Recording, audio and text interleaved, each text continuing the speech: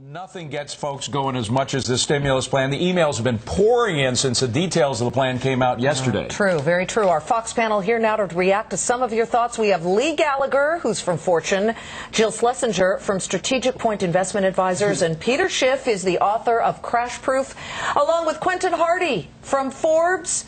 And John Rutledge is the chairman of Rutledge Capital. Everybody, we want to let you know that we got many emails, and we've gotten them, very smart people saying, most of them at least, saying they won't be spending the check the way lawmakers were hoping. So let's get to some of them.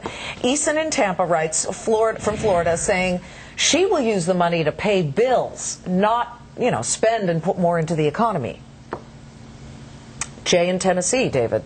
Jay in Tennessee asks, who is more likely to blow the money, someone who makes less than $150,000 or someone who makes more than that? Now, do these viewers have a point? Let's go to the first point, and let me go to Peter Schiff first. Evidence is that in the past, when we have given out rebates, 2/3 of the rebate money went into savings or to pay off credit card debts. Only 1/3 was used to spend. Is that a stimulus? Well, first of all, spending is never a stimulus. It hurts the economy if we spend, especially if we have to borrow to do it. But imagine this. Here you are, a typical American homeowner. You're facing an arm that's about to reset. You can barely afford the mortgage you've got. Your heating oil bills are going up. Your food bills are going up. You're in debt. Your credit cards are maxed out. All of a sudden, you get an extra $800.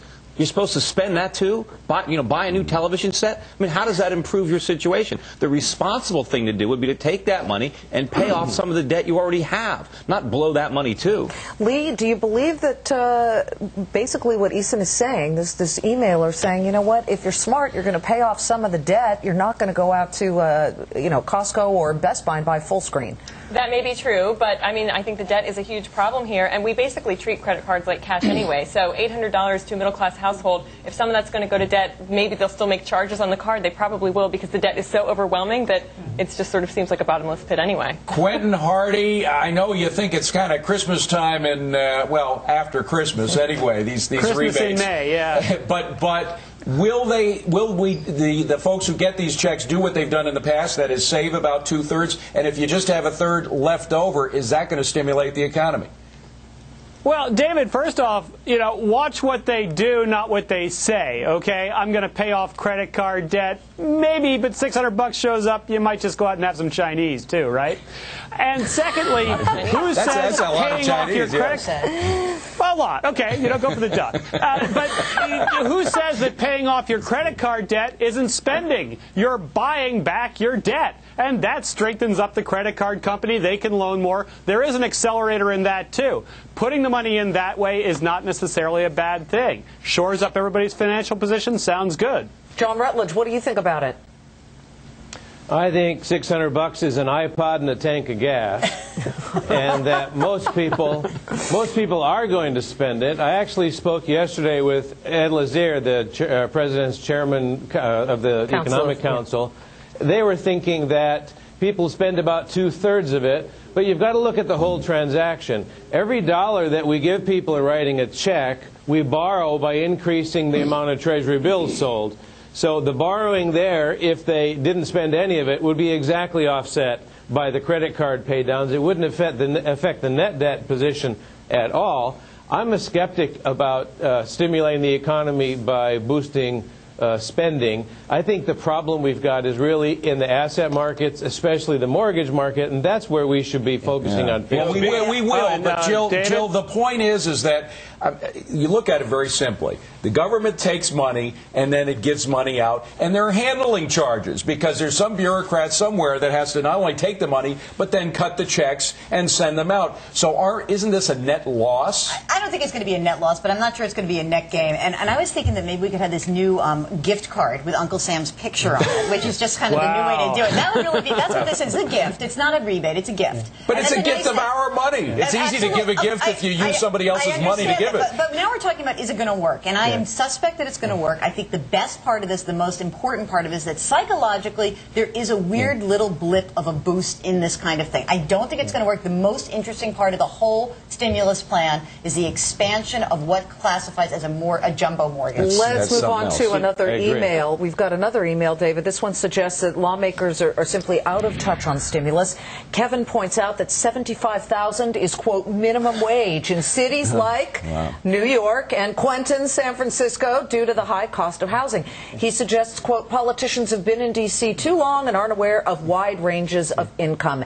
Is the stimulus plan just plain not fair to some Americans, Peter? Well, you know, you said it. First of all, government aid is like trying to give yourself a blood transfusion from your right arm to your That's left. right. That's and right. you spill half the blood on the floor. There you go. But, you know, like Rutledge said, if we keep paying for these stimulus packages by printing money, pretty soon all you're going to get for that $600 is a tank of gas. And Rutledge, what about the fact that there is a cutoff that folks above $150,000 for a couple or $75,000 single don't get anything? They get bupkis. That, of course, was a compromise between the Democrats coming in wanting food stamps and unemployment benefits and the Republicans wanting business tax cuts. As it turned out, you've got about 2/3 consumer action and 1/3 business cuts. The business cuts are a little different because they just accelerate spending. They'll lower growth next year. But the consumers, yeah, it's been limited to the $3,000 to $75,000 category, but that's still 117 million families. If I hear one more person David? from inside the Beltway, hold on, Quentin, say timely. And how timely is that going to be? Well, We're not going to get these checks until about June. Well, that's a great point, Liz. Will I mean, people spend in advance expecting that they'll get them? Absolutely not. They'll spend it when they see it. I mean, this is supposed to be, you know, for things that you wouldn't buy normally. So, I mean, no. I mean, we're going to get these in May, June. The problem is right now, and you know. But remember, we've got the cart before the horse here. What drives an economy is production. Spending is the ends, not the means. That's the reward for production. We have to first save and produce. We just can't stimulate the Quentin, economy by I heard you spending. wanting to chime in. Go ahead. Well, one more thing's been going on while we're talking. If you look down straight below you, you'll see the price of gold popping up occasionally. Oh, yeah. That's the dollar weakening in anticipation of this. Gold spits hard right now. It's Great going to hit point. $1,000, and that's just going to keep happening. They'd be smart to spend it now because otherwise inflation's going to start eating away at it. Right. I think Peter would agree with you 100% on that one. All right.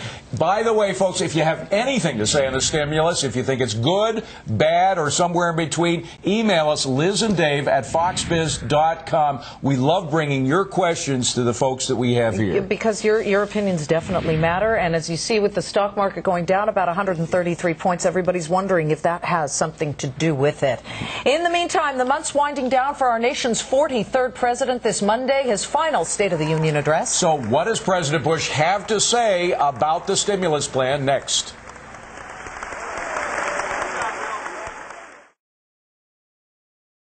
So let's go to our panel here. Indeed, to find out what's going to happen. Well, we don't have any football games, so we can rest up this weekend. But what do you expect, Peter, on Monday? Well, I mean, on the market? I mean, I don't know. I mean, anything could happen on Monday. No, thanks, Peter. Peter, play with us, please. Remember, Just play along. Remember, we're in a bear market, right? You know, in bull market, you know, climbs a wall of worry. Well, a bear market slides a slope of hope. In a bull market, right, it's the declines that are sharp. Right, everybody gets scared. It's the opposite. So in a bear market, you get these big, sharp rallies. So you don't get really excited when these rallies come. See, you They're have a lot to opportunities say, sell. Peter. Jill, you were just nodding in agreement here. Well, I think that, first of all, it's hard to say, like, what is going to happen. I tend to believe, actually, it's not going to be that interesting a week next week, and until the Fed speaks. And I'm a little bit concerned that there could be a major sell-off in stocks if the Fed only gives us 25 basis points, because now all of a sudden everybody started saying 50. And so I'm a little concerned about that day, but I don't see a lot of people taking big bets right now. Lee? Well, I think we're in for volatility for a really long time. I don't think next week is going to be like this week. We're not going to have this newsworthy, record-setting move by the Fed that took everyone by surprise and made everyone think, my God, they're panicking Well, that too. only happens Bernanke's once in a panicking. lifetime, Well, for exactly. goodness I think sakes. that accounted for a lot of this week. Quentin, what do you think might happen? I mean, what does a Monday look like after a week that we had this time? Well, I think Bush will try and say something substantive in the State of the Union and lay out some policy. The Fed's got real news, you know. Obviously, a lot of corporate earnings are coming out. That'll go in two directions. The retailers will show sensitivity. The tech guys seem a little bit immune. Anybody with international exposure is better off. Yeah, maybe Paris Hilton does something salacious, too. Actually, I'm getting nostalgic for those good old days, right? You know, remember when that was news? Now we're just going to roll a coaster and figure out what the hell any of this stuff is worth. It's going to take months sorting out what the hell any of this stuff is worth. So the volatility is just a given to me. Yeah, but John, up 300, down 250, net 50. Okay, John Rutledge, usually a week when the Fed meets for its decision about whether it's going to raise, lower, or keep the rates the same, it's a big news week, but it's going to be hard to eclipse this one. Absolutely. Well, first of all, I have no idea what's going to happen on Monday. There is a great deal of news coming out next week. Most important, probably from the Fed. I agree with Lee. We need 50 basis points. The president's going to ask for his tax cuts and get nothing. And on Tuesday, also, we get numbers from the Case-Shiller Home Price Index, which is actually a better index than the ones we've seen this week. But this is a time to be calm. There are lots of bargains out there to be had. You just have to be very careful and buy in slowly. Where, for example? I think the financials have been sold down much too hard, and the good names have been sold down with the bad names. And so I've bought a little bit there this week. I think some of the tech companies got sold down too hard this week, Apple among them. Okay. And so longer term, this is a time when you can add to a portfolio, not a time to sell from one. Jill, don't tell me what you don't like. Tell me what you do like and what you're buying for your clients. Remember on Monday when when everyone else was not working and we were, and you said to me, what should people buy? Mm-hmm. Right now, if you have a diversified portfolio, especially folks who have a 401k or a 403b account, or you're putting money into your IRA account, by the way, take those rebates and put it right into your IRA accounts, you should be looking at a broad-based U.S. index, a large cap. I said that on Monday. You should be nibbling. If you had nibbled on Tuesday, you would have been pretty good. Peter's going to slam me right now. But for people who are longer-term investors, again, I think a diversified portfolio, having a little exposure to stocks is going to be just fine. 10 seconds, Peter. Well, you can have exposure to stocks, just the right stocks. You don't want to be in anything that's related to American consumers, either spending money or paying back the money they borrowed. You want to be in the exporters. You want to be in natural resources, metals, industrial metals, precious metals, energy, agriculture. There's all sorts of places to invest. Makes sense. And we've got sectors struggling, but gold, of course, that Peter loves, continues to glitter, up about $7 right now. All right. Well, coming up, we're going to give you an update on available. Well, it seems like every time someone says gold's run is over, it just keeps going higher. The precious metal is once again trading in very lofty territory. It is now up at the moment by about $7.40 to $913.20 a troy ounce. Even the experts, except for Peter, of course, have had a hard time predicting where it'll go next, as we will show you in just a second. However, our Fox panelist, Peter Schiff, is going to take a stab at it. He's back with us now. Okay, so we got to get to this Goldman Sachs story. And we put together some graphics so that people could understand it. November 29th of last year, 2007, Goldman Sachs, after saying that there had been a great run-up in gold, recommended to investors to short gold this year, 2008. But then changed the day of the calendar. Less than 2 months later, January 11th, Goldman Sachs upgraded 2008 gold price forecast on weakness of the dollar and a few other things, and the average price outlook. What is an investor to make of this when they make a trade based on what happened on November 29th, where Goldman said short gold now? Well, first of all, you have to realize that when brokerage firms publicly state something, you have no idea what they're actually doing. I mean, how do we know, what Goldman's motivation was? They said that shorting gold stocks was going to be the best trade of 2008. And so far, it's probably the worst.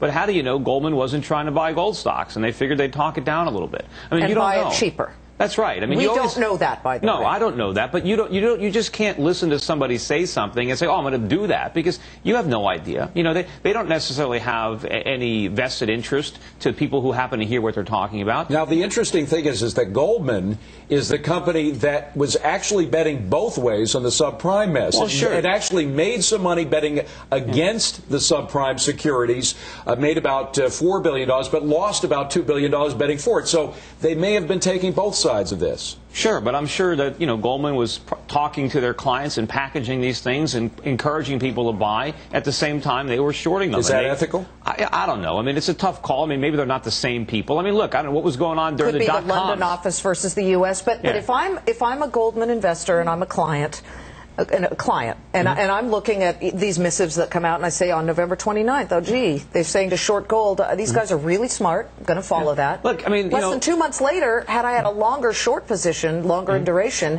aren't I burned? Yeah. I mean, of course, maybe Goldman could say we meant short it in January of 2008. Maybe they're saying we wanted you to wait for the rally. I don't know what their real strategy was. But, you know, I've been buying gold since 1999 in gold stocks, and along the way, everybody's trying to call the top. And that's what happens. Just like in a bear market, everybody's prematurely trying to call the bottom, like we're having now in the stock market. People are trying to call the top in gold. We are nowhere near the top. This is going to be a replay of the 1970s, maybe bigger. Gold went up 24 times in that bull market, 24 times. We've only tripled so far. We're just getting started. But it's been on a run since the start of 2008 when Goldman said to start shorting it. We just want to mention this hotel fire once again. We have water hoses now directed right at the fire that is at the Monte Carlo casino right on the Las Vegas Strip. Apparently there were some workers trapped. You can see just below that rooftop area to the right, I believe, you see the water hoses going to the lower part of what appears to be the fire, probably trying to stem any further spread of this. It looks like they are making some progress on that. Before, we just saw a raging flame that was coming out of those rooms, and apparently that flame has been quelled somewhat by the fire hoses, so we are hopeful about that. We haven't heard about whether those 4 workers who were trapped have been saved. In fact, we've been contacting hospitals, or hospitals have been contacted by other news organizations. No reports yet of injuries or fatalities. Back to this Goldman thing as we continue to keep our eye on the Monte Carlo fire, Peter. What is the overall message here? Don't just believe every missive that comes out of a brokerage firm, no matter how brilliant the people are who run it.